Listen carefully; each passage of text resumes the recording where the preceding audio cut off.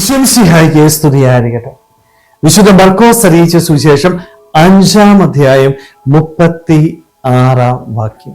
Isho synagogue അധികാരിയോട് പറഞ്ഞു, ഭയപ്പെടേണ്ട, വിശ്വസിക്കുക മാത്രം ചെയ്യുക.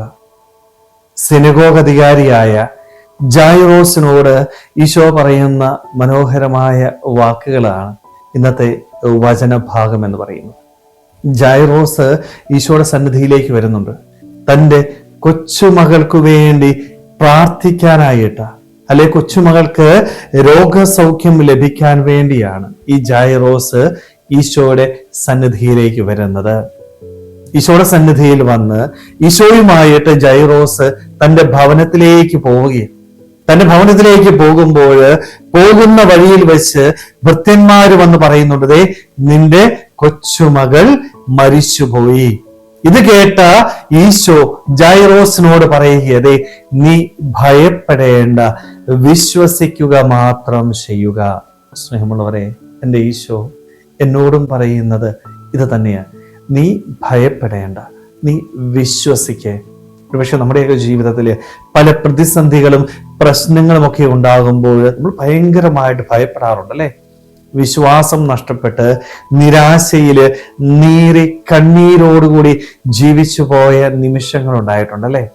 എന്നോടാണ് എൻ്റെ ഈശോ പറയുന്നത്, മോനെ നീ ഭയപ്പെടേണ്ട, നീ വിശ്വസിക്കേ. നീ എന്നില് അടിയുറച്ച് വിശ്വസിച്ചാല് നിന്റെ ജീവിതത്തില് ഒരിക്കലും ഒരു ഭയവും ഉണ്ടാവില്ല. നിന്റെ ജീവിതത്തില് എത്ര വലിയ പ്രതിസന്ധി ഉണ്ടായാലും, എത്ര വലിയ പ്രശ്നമുണ്ടായാലും, മോനെ നീ എന്നിൽ വിശ്വസിക്കുന്നുണ്ടെങ്കിൽ ആ പ്രതിസന്ധിയെ, ആ പ്രശ്നത്തെ തരണം ചെയ്യുവാനായിട്ടുള്ള ശക്തി നിനക്ക് ലഭിക്കും. നിന്റെ ജീവിതത്തില് നിനക്ക് അനുഗ്രഹങ്ങൾ ലഭിക്കും. സ്നേഹമുള്ളവരെ, ഈശോ ഈ പറയുന്ന ഈ ഒരു വിശ്വാസം എൻ്റെ ജീവിതത്തിലുണ്ടോ? ഭയപ്പെടാതെ, പ്രതിസന്ധികളില് വീണു പോകാതെ, നിരാശപ്പെടാതെ എൻ്റെ ദൈവത്തില് അടിയുറച്ച് വിശ്വസിക്കാനായിട്ട് എനിക്ക് സാധിക്കുന്നുണ്ടോ? ഈശോ ജായിറോസിനോട് ഇത് പറയുമ്പോൾ ജായിറോസ് ഈശോയുടെ ഈ ഒരു വാക്കില് അടിയുറച്ച് വിശ്വസിക്കുന്നുണ്ടല്ലേ.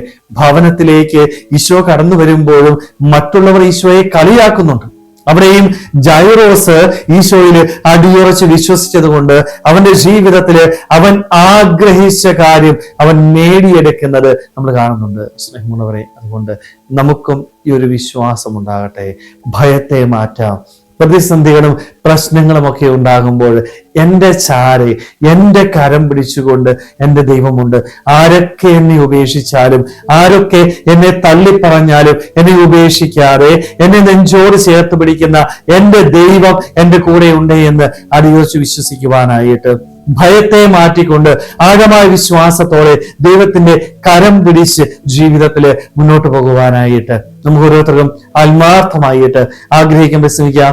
ദൈവം നമ്മളെല്ലാവരെയും സമൃദ്ധമായിട്ട് അനുഗ്രഹിക്കട്ടെ. ആമേൻ.